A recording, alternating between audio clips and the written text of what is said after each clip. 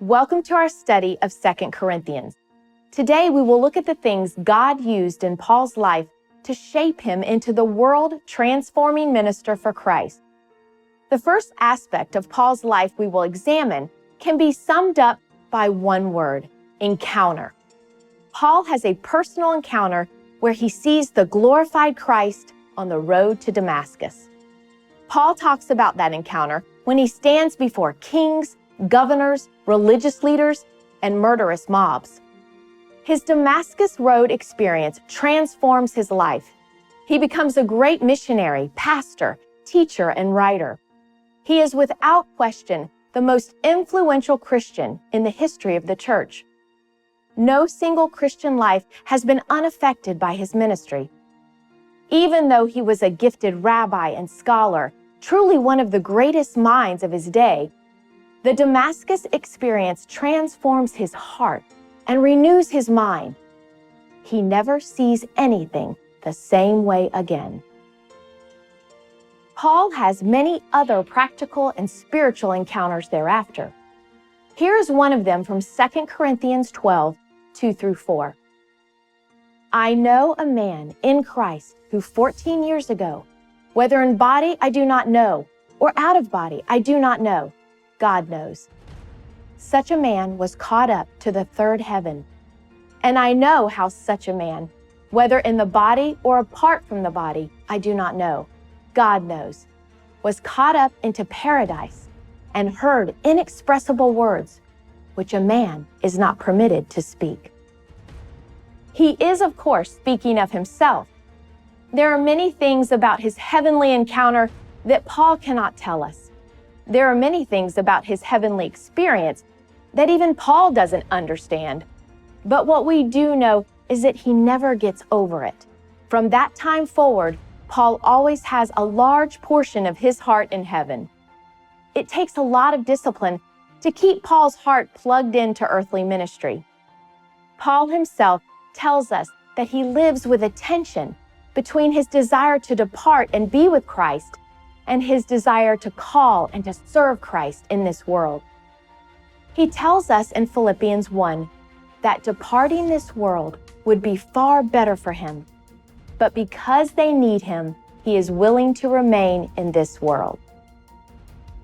This is part of what sets him apart from other ministers. He knows the reality of heaven better than most.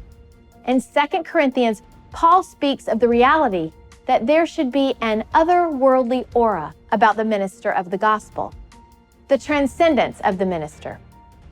A minister is a reconciled believer who is consequently commissioned to be a minister of reconciliation. Ministers of reconciliation live life differently than others. They are not supposed to be like other people in this world. In fact, Paul will tell us in this letter not to be unequally yoked together with unbelievers, because light has nothing in common with darkness. There is all the difference in the world between a believer and an unbeliever. There's supposed to be. What makes the difference? One difference is this: the minister, the reconciled disciple of Jesus, always has a portion of his heart in heaven.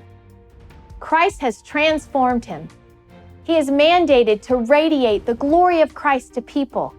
He does that by keeping his heart in heaven and his hands and feet on earth.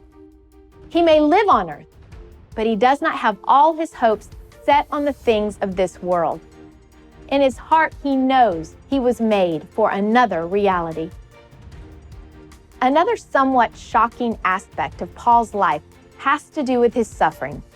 Paul tells us about it in 2 Corinthians 12:7, saying, because of the surpassing greatness of the revelations, for this reason, to keep me from exalting myself, there was given me a thorn in the flesh, a messenger of Satan to torment me, to keep me from exalting myself. Perhaps this thorn in the flesh is a physical illness, perhaps something else. The phrase is likely drawn from the Old Testament in Judges 2:3, where the Israelites failed to deal with the Canaanites in the land. It reads, "Wherefore I also said, I will not drive them out from before you." but they shall be as thorns in your side. Paul tells us that this thorn in the flesh serves some purpose. If you think about it, would you not have a problem with spiritual pride if you had the encounters and revelations that Paul has had? Or if you were to write half the New Testament? So Paul tells us God uses this thorn to keep him humble. While Paul prays for God to remove this thorn, God allows him to suffer. Still, God uses Paul to help others who are suffering. While Paul is a great preacher, evangelist, and teacher, he also has a remarkable healing ministry. Paul not only heals the sick, but he also raises the dead. Paul himself, however, is tormented and comes to God 3 times and prays, "Oh God, take it away. Please take it away." And the answer is always no, no, no. God calls Paul to this suffering and to a deep dependence on God's grace in the midst of pain. God says to him in 12:9, "My grace is sufficient for you, for power is perfected in weakness." We see from this that Paul lives not according to the flesh, but in the Spirit of God. In his letters to both the Galatians and the Romans, Paul writes about living in the flesh and living in the Spirit. Living in the flesh means that you are doing it all yourself. You are exerting your own effort to achieve your own personal goals. In the Bible, the word flesh often means human nature unaided by God. Paul says that it's not what you should want, and all that man builds will fail, and all the boast of men will fall silent before his revealed glory. What you should want to do is live in the Spirit and bring forth the fruit of the Spirit. That is the only fruit that will last forever. Now, to keep Paul in the Spirit and not in the flesh, God permits Paul to have a problem. We don't know the exact nature of this problem. Some people think that it might be a condition with his eyes, as we see indications of his poor eyesight in Galatians. It could also be something non-physical, however, such as an ongoing temptation. We don't know for sure. However, one thing is certain. God says to Paul, "I am going to keep you weak because my strength is exhibited in the lives of weak people." That way, people will know that the power in you has to be coming from me and not from you. Just so, pray that God will use your weakness in such a way that He might exhibit His strength to the world. If you are strong and healthy, ask God to help you walk in the strength of the Spirit and not in your own gift. Some have noted common emotional steps in the process of suffering and loss. First, there is the stage of denial, then anger, and then depression, and finally, the point of acceptance. In this final stage of acceptance comes peace. There was a popular Bible teacher who was told years ago that he had a chronic and potentially crippling disease, multiple sclerosis. His first reaction was denial. He had been jogging between 4 to 8 miles, 8 to 13 kilometers every day, and he simply could not accept the fact that he could not run because he had developed a physical limitation. On one occasion, in classic denial, he wanted something from the store. So he went alone to the shopping center and went from store to store trying to find what he was looking for. He walked too far. After leaving one of the stores, just about 40 meters from the car, he fell in the grass. Witnesses thought he was drunk. He simply could not get up. He had to lie there and rest. Finally, he got into the car, but he couldn't drive. His legs were so weak. He had to lift one leg and put it on the clutch, and then lift the other and put it on the brake. He remembers promising the Lord, "If I get this car back home, I will never do anything as dumb as this again." When this forced him out of his denial, he went through phase 2, anger. For about 4 months, he wanted to smash his fist through the wall. Then after the anger came depression. Ministers of God can get depressed. If you doubt this, read the Psalms. The psalmist shows you what to do about it, but they do experience depression. He then went through the bargaining phase, trying to make deals with God. If only God would heal him. The answer was always no. Finally, acceptance came in. For him, acceptance came in much the way that it must have come to Paul. He knew there were things the Lord wanted him to do.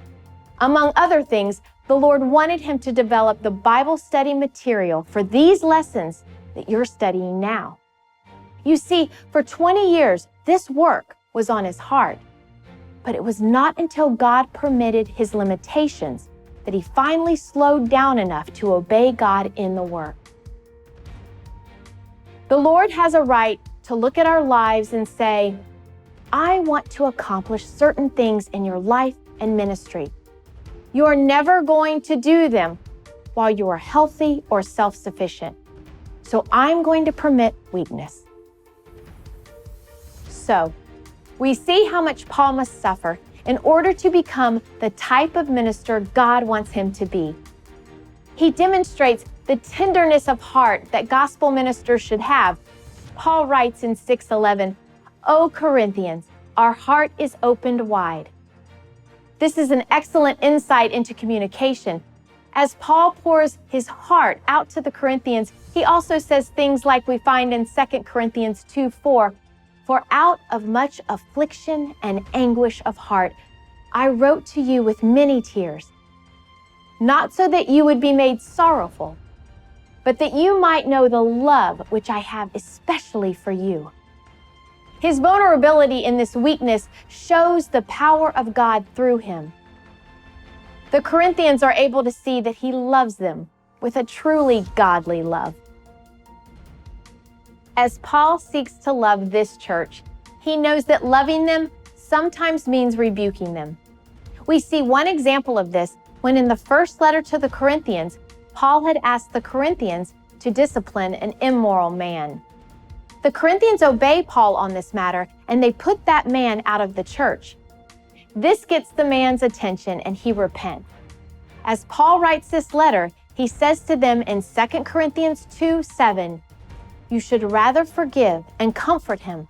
Otherwise, such a one might be overwhelmed by excessive sorrow. What a heart of compassion, even over a person guilty of sin. After such a life of hardship, suffering, dealing with difficulties in the churches like this immoral man, Paul knows about limitations. He tells us in 2 Corinthians 4:16, Though our outer man is decaying, yet our inner man is being renewed day by day. The outer man is like a tent. In chapter 5, Paul tells us that death, for the believer, is merely a matter of folding up his tent, his outer man, so that his inner man could go to be with Christ unhindered. In the resurrection, it will be renewed, becoming forever incorruptible, but now it limits our service. As we close, let us consider what we've learned. Paul has a Damascus Road conversion encounter, and Paul has a life-changing heavenly encounter. Paul never gets over it either.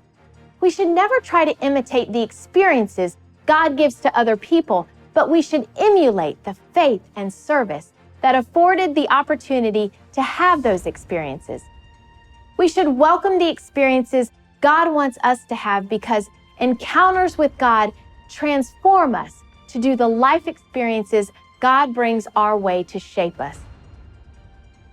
Remember, it just may be that you have yet to suffer what you need to suffer to become the person God wants you to be and do the things He wants you to do.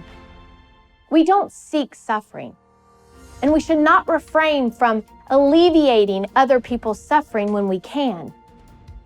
We should pray for relief and direction in our own suffering, but we should always be ready to accept what God brings to us and let it do its work in reshaping us.